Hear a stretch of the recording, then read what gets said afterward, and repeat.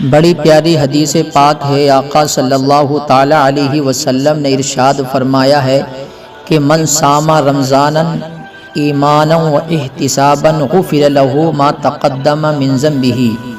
آقا صلی اللہ علیہ وسلم نے ارشاد فرمایا، یہ حدیث پاک بخاری شریف کی حدیث پاک بھی ہے، مسلم شریف کی حدیث پاک بھی ہے، ان سب میں یہ حدیث پاک ہے۔ آقا صلی اللہ تعالی علیہ وسلم نے ارشاد فرمایا ہے کہ جو شخص ایمان اور اخلاص سے رمضان کے روزے رکھے تو اللہ تعالیٰ اس کے پچھلے گناہ بخش دیتا ہے۔ سبحان اللہ۔ دیکھیے، واقعی میں جو محبت کے ساتھ، اخلاص کے ساتھ اللہ تعالیٰ کی رضا کے لیے جو روزے رکھتا ہے تو اللہ تعالیٰ اس کے پچھلے گناہ معاف فرما دیتا ہے۔ کتنا رحیم ہے اللہ، کتنا کریم ہے۔ واقعی میں میرے عزیزو، اتنا رحیم کریم کوئی ہو ہی نہیں سکتا ہے۔ اللہ رب العزت اپنے بندوں سے کتنا پیار، کتنی محبت فرماتا ہے۔ چاہے کتنا بھی گنہگار سیاکار ہو انسان، لیکن اللہ کی بارگاہ میں اگر توبہ کر لے اور رمضان کے مہینے میں اگر سچے دل سے اخلاص محبت سے روزے رکھتا ہے تو اللہ اس کے پچھلے تمام گناہ بخش دیتا ہے۔ سبحان اللہ۔ اور میرے عزیزو، دیکھیے، یہ ماہ رمضان اتنی برکتوں والا، عظمتوں والا مہینہ ہے کہ جمعہ بھی آنے والا ہے، اور آج جمعہ ہی ہے۔ جمعے کا دن کتنا مبارک دن ہے۔ عزیزان گرامی، فرمایا جاتا ہے کہ جمعے کی ہر ساعت میں 10 لاکھ کی بخشش ہو جاتی ہے۔ ہمارے حضور صلی اللہ تعالی علیہ وسلم نے فرمایا کہ اللہ تعالی ماہ رمضان میں ہر دن افطار کے وقت میں 10 لاکھ گنہگاروں کو جہنم سے آزاد فرماتا ہے۔ سبحان اللہ۔ ماہ رمضان میں افطاری کا وقت جب ہوتا ہے تو افطاری کے وقت اللہ رب العزت 10 لاکھ گنہگاروں کو جہنم سے آزاد فرماتا ہے، جن پر گناہوں کی وجہ سے جہنم واجب ہو چکا ہوگا۔ دیکھیے، گناہوں کی وجہ سے جن پر جہنم واجب ہو چکا ہوگا، جہنم میں جانے کا حکم ہو گیا ہوگا، لیکن اللہ رمضان کے مہینے میں افطاری کے وقت میں ایسے 10 لاکھ گنہگاروں کو اللہ معاف فرما دیتا ہے۔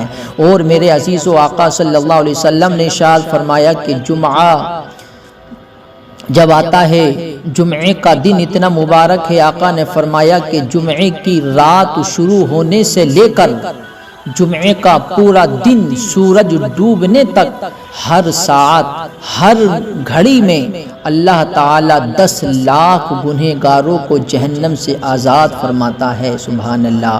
اور جو جہنم کے عذاب کے مستحق ہو چکے تھے، جب رمضان شریف کا آخری دن آتا ہے تو پہلی رمضان سے اب تک جتنے بخشے گئے ہیں ان کی مقدار کے برابر اسی آخری دن ایک دن میں بخش دیے جاتے ہیں۔ سبحان اللہ۔ تو میرے عزیزو، دیکھیے، اللہ رب العزت تو اتنا رحیم ہے، اتنا کریم ہے۔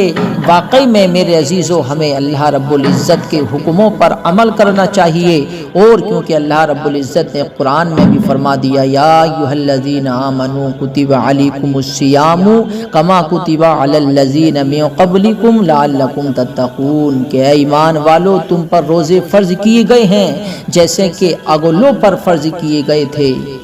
فرض کیوں کیے گئے تمہارے اوپر؟ تو اللہ نے خود فرمایا، لعلکم تتقون، تاکہ تم متقی بن جاؤ، تاکہ تم پرہیزگار بن جاؤ۔ حضرات گرامی، رمضان کا مہینہ بخشش کے لیے آتا ہے۔ حضرت مولا علی شیر خدا رضی اللہ تعالیٰ عنہ فرماتے ہیں کہ اگر اللہ تعالیٰ کو امت محمدیہ صلی اللہ علیہ وسلم کو عذاب دینا مقصود ہوتا تو اس امت کو رمضان اور سورہ قل هو اللہ احد شریف نہ عطا فرماتا۔ تو میرے عزیزو، دیکھیے، اللہ رب العزت اپنے بندوں کو عذاب دینا نہیں چاہتا ہے۔ اللہ رب العزت تو اپنے بندوں کو معاف فرمانا چاہتا ہے۔ اور واقعی میں حضرت مولا علی نے فرمایا کہ اگر اللہ امت محمدیہ کو اگر عذاب دینا مقصود ہوتا اللہ کا تو اللہ رمضان جیسا مہینہ کبھی عطا نہ کرتا، کیونکہ رمضان کے مہینے میں چاہے کتنا بھی بڑا گنہگار سیاکار ہو، اگر سچے دل سے توبہ کر کے اللہ کی بارگاہ میں آتا ہے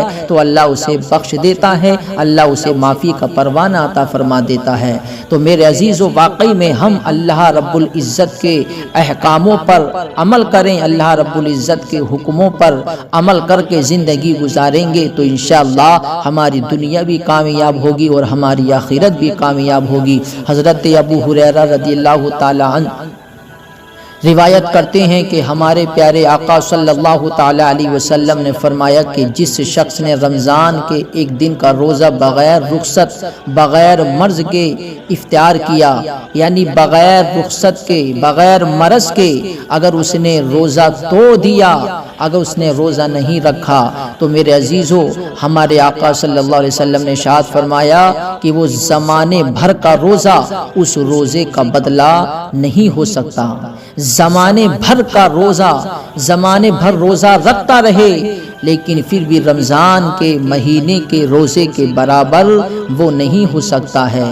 میرے عزیزو واقعی میں معلوم ہوا کہ رمضان کے مہینے، یہ رمضان کا مہینہ اتنی عظمت والا برکتوں والا مہینہ ہے، اس مہینے میں بغیر عذر شرع روزے چھوڑنے کی اجازت نہیں ہے۔ اگر کوئی عذر شرع ہے، اگر کوئی ایسی بیماری ہے، اگر کوئی ایسی دقت ہے کہ وہ روزہ نہیں رکھ سکتا، تو میرے عزیزو شریعت نے مہلت دی ہے کہ روزہ چھوڑ دو لیکن بعد میں پھر اس کی قضا کر لو۔ شریعت میں کسی کو مجبور نہیں کیا گیا ہے۔